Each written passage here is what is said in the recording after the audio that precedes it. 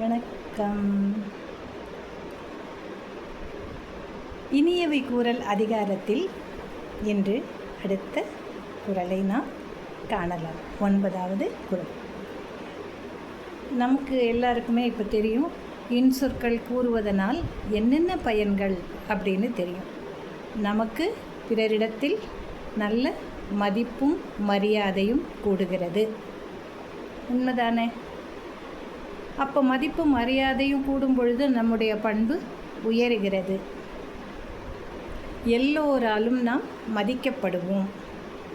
அது பெரிய விஷயம் இல்லையா? பிறர் நம்மை மதிக்கிறார்கள் என்பதே ஒரு மிகச்சிறந்த நன்மையாகும். யாராவது வேகமாக பேசுகிறாங்கனாலோ சிடுன்னு இருந்தாலோ அவங்கக்கிட்ட நம்ம என்ன சொல்லப்பா, போகாதப்பா சிடுமூஞ்சி, அதுகிட்ட போய் பேசாத, அது எதுக்குமே லாயக்கில்ல அப்படின்னு சொல்லுவோம், ஒதுங்கிடுவோம். அவர்களிடம் சேர்ந்து இருக்க மாட்டோம். உண்மைதானே? நாம் நல்ல விதமாக பேசுனா 4 பேர் நம்மோடு இருப்பார்கள். இல்லைன்னா நம்மளை விட்டு எல்லாரும் ஒதுங்கிடுவார்கள். எல்லாரும் ஒதுங்கி போயிட்டாங்கன்னா நம்ம தனிமரமாக இருக்க வேண்டும். தனியாக இருந்தோன்னா என்ன ஆகும்? அது நல்லதா? இனிமையை கொடுக்குமா? சத்தியமாக கொடுக்காது. ஆக இந்த இளைய சமுதாயமும் சரி, மற்றவர்களும் சரி, இனிமையான சொற்களை கூறுவதை தம்முடைய கடமையாகவே கொள்ள வேண்டும். அதனை ஒரு பண்பாக முக்கியமாக எடுத்துக்கொண்டு அதனை செயல்படுத்த வேண்டும். ஒரு பெரிய மீட்டிங் போகிறோம், நம்ம அங்கே இருக்கிறவங்க எல்லாரும் ஏதாவது ஒரு கடுமையான சொல்லை சொல்லிட்டா நமக்கு வலிக்குது. அல்லாட்டி நாம் ஏதோ ஒரு கோபத்தில் அவ்வளவு பெரிய கூட்டத்தில் ஒரு தவறுதலான வார்த்தையை சொல்லிவிட்டால் நம்முடைய மரியாதை எங்கே போய் நிற்கும்? இது அனுபவ பாடம். ஆக எல்லாரும் என்ன செய்யக்கூடாது? கடுமையான சொற்களை கூறுவதை தவிர்க்க வேண்டும். அதுதான். அப்போ எனக்கு கோபமே வரக்கூடாதா? கோபம்னா அந்த உணர்ச்சிகளை நீங்கள் வெளிப்படுத்துங்கள்னு மருத்துவர்லாம் சொல்கிறாங்க. அப்போ நான் வெளிப்படுத்தவே கூடாதா? இல்லை, வெளிப்படுத்தலாம். அதற்கு ஒரு நெறிமுறை இருக்கிறது, அதற்கு ஒரு வழிவகை. எல்லாத்துக்குமே ஒரு முறை இருக்கிறது இல்லையா? அந்த மாதிரி இருந்ததுன்னா அது நமக்கு தெரியாது. சரிப்பா, கோபமாக பேசுகிற, வேகமாக நம்ம சத்தம் அதிகமாக சொன்னோம்னா கோபம் அப்படிங்கிறது தெரிஞ்சிடும். ஆனால் அதுக்காக கடுமையான மிக கேவலமான வார்த்தைகளை பிரயோகிப்பது என்பது எந்த விதத்திலும் நமக்கு நன்மையை தராது. இது நம்மளுக்கு நல்லாவே தெரியணும்.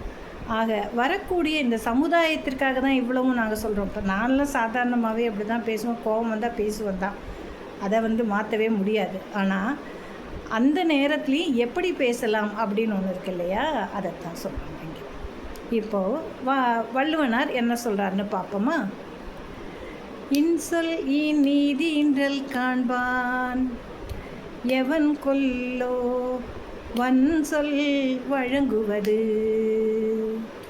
இன்சொல் நீதி இன்றல் காண்பான் எவன் கொல்லோ வன்சொல் வழங்குவது. இனிய சொற்களை கூறுவதால் என்ன பயன்கள் கிடைக்கும் என்று நம் அனைவருக்குமே தெரியும். அதை தெரிஞ்சுக்கிட்டு கூட நாம் வன்மையான கடுமையான வார்த்தைகளை உபயோகிக்கிறோம் என்றால் அது எதற்காக? தேவையில்லையே. இனிய சொற்களின் நன்மையை புரிந்தவர்கள் கூட சில சமயத்தில் வன் சொற்களை பயன்படுத்துகிறோம் இல்லையா? அது எதனால்? பயனில்லை என்று தெரிந்தும் கூட நாம் அதை உபயோகிக்கிறோமே. அதை நீங்கள் தவிர்த்து கொள்ளுங்கள் என்கிறார் வள்ளுவர். நல்ல அழகான சொற்கள் இருக்கும் பொழுது அந்த சொற்களை நீங்கள் பயன்படுத்துங்கள். மற்ற சொற்களை எதற்காகவும் நீங்கள் பயன்படுத்த வேண்டாம். அதனுடைய பயன் என்ன? ஒன்றுமே இல்லையே. அப்போ நீ அதை உபயோகிக்காமல் இருன்னு சொல்கிறாரு. உண்மைதானே? சரியா? அவர் கரெக்டாக தான் சொல்கிறாரு. நாம் தான் புரிஞ்சுக்கிறதே கிடையாது. அது எப்பயுமே நம்ம செய்கிறது தானே. இனியாவது நாம் நம்மை மாற்றிக்கொள்வோம்.